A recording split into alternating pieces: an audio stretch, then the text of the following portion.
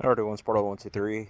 Today's going to be a bit of a different video than my usual one, but I wanted to make a quick video basically talking about my 2023 Ford F-150 Raptor and basically my current configuration and build out.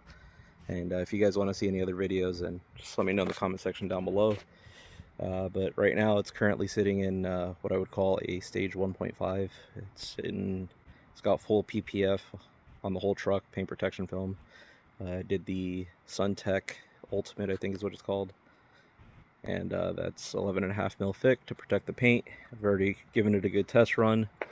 This is the 37 pack, so it comes with the factory bead locks with 37-inch tires, 17-inch wheels. And yeah, so I'm not going to go too much into what a Ford Raptor is. There's plenty of videos out there that will tell you all the features of the truck.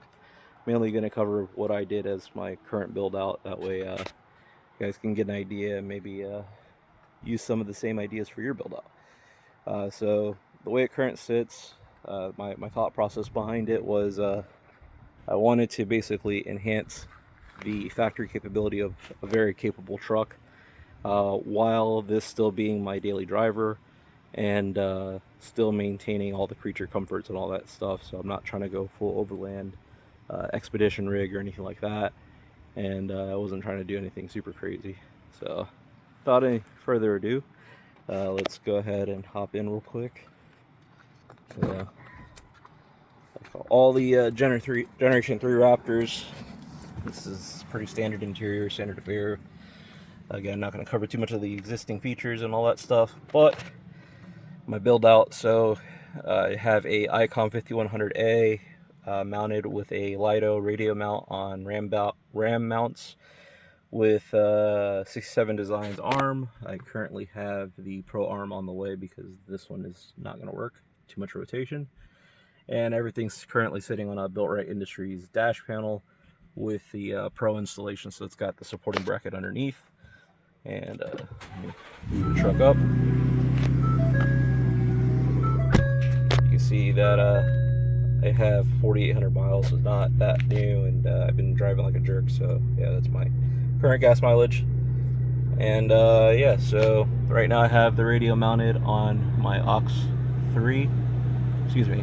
Yes, aux 3. So turn that on and go ahead and power this guy on.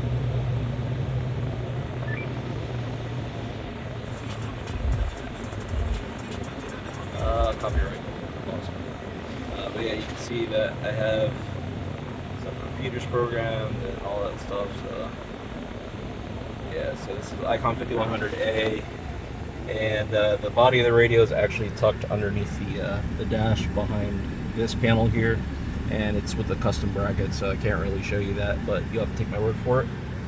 And I know it's kind of loud because the AC, but yeah, so this is Icon 5100A, and then on aux 4, excuse me, before I get to aux 4, I also have on aux 3 wired up a Weboost fleet, and that ties into my bulletproof diesel mount, which also ties into the aux 4 chase lights that I have mounted. So let's hop out and go look at that. And a little hack for you guys with ICOM radios: a Magpul DACA organizer pouch fits the faceplate perfectly, so if you want to tuck the faceplate away and have it protected.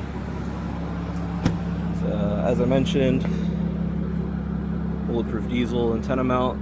So this is the SMA side for the Weboost, and then this is the NMO side. Excuse me, they're both NMO mounts, but SMA is the other end of the antenna, and this is the other mount for the radio on the inside. Let me turn the truck off so it's just a little quieter, because I'm going to be trying to talk over this thing the whole time. Turn the radio off.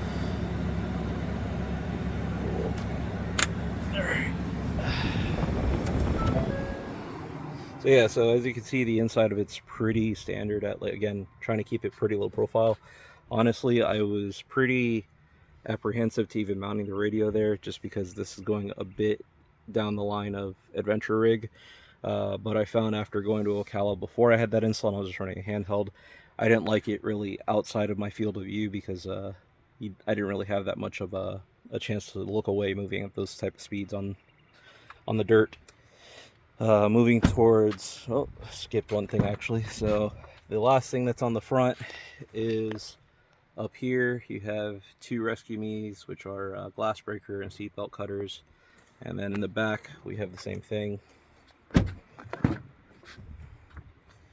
Two Rescue Me's, seatbelt cutters. There's one on this side and there's one on the other side. So you got one for each passenger.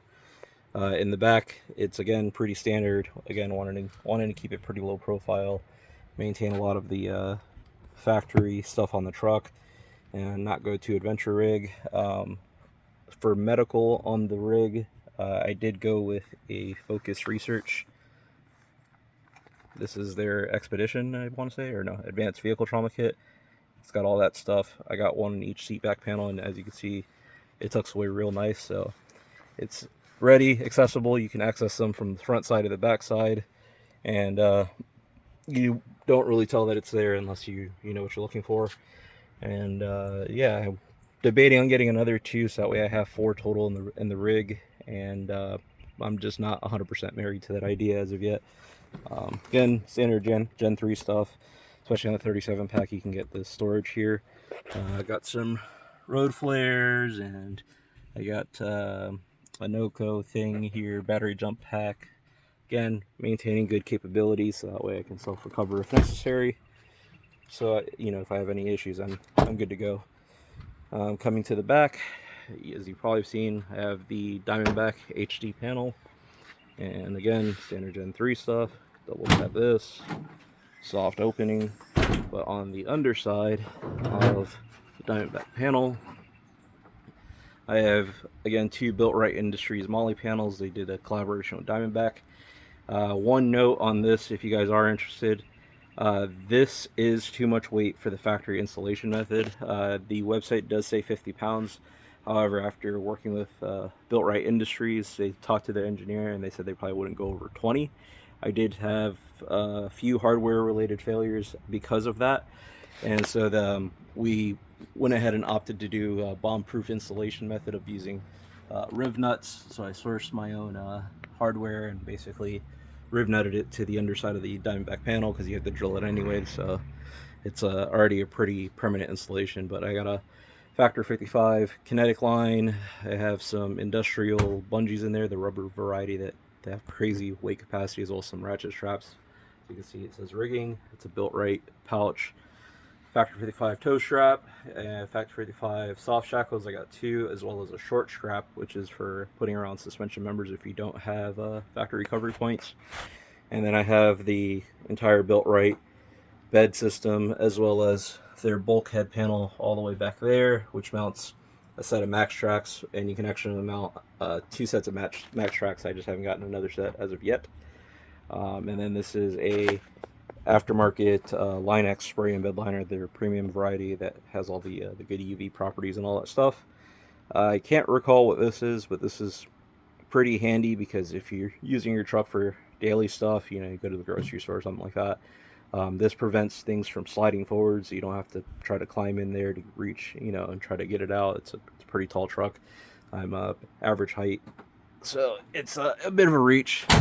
Finally, it's a Factor 55. What is this thing called? There you go, HitchLink Pro. That's what it's called. HitchLink Pro 2.0. Another recovery point. You can stick a soft shackle in there. The factory Raptors have 2 points in the rear as well as 2 points in the front. But this is some nice little bling, and I don't tow anything, so I'd rather keep this in here than a trailer hitch that I'm never going to use. This at least has a little bit more likelihood to use. And then I still have the factory 37 full-size spare. But yeah, so the only other thing I didn't cover, like I said, it does have full PPF on the whole truck. You can kind of see maybe in this spot here it's starting to come up just a hair in on that edge. But even the fender flares are PPF'd, and the truck's absolutely filthy right now. But I went down some really tight trails, and I don't even know if the camera's going to pick it up. There's just ever so slightly some light scratches that remain in the PPF from getting pinstriping all down the whole truck. This is really the only thing that you really can't even see it unless it's in direct light. But the last mod I did was, well, I guess two things, was antenna delete. You'd be surprised you actually still get some radio reception with that. And the little flap thing here, I just took that off because it gives you like, what, 0.1 of a mile per gallon. So I was like, I'll just pull that off. But yeah, so this is, again, my 2023 Raptor. And if you guys have any questions, feel free to post it down below. And hopefully this helps some of you guys get some ideas on how to build out your rig. And yeah, keep it pretty relatively low profile, not super overt. And if I didn't mention, that's a 12-inch antenna on top.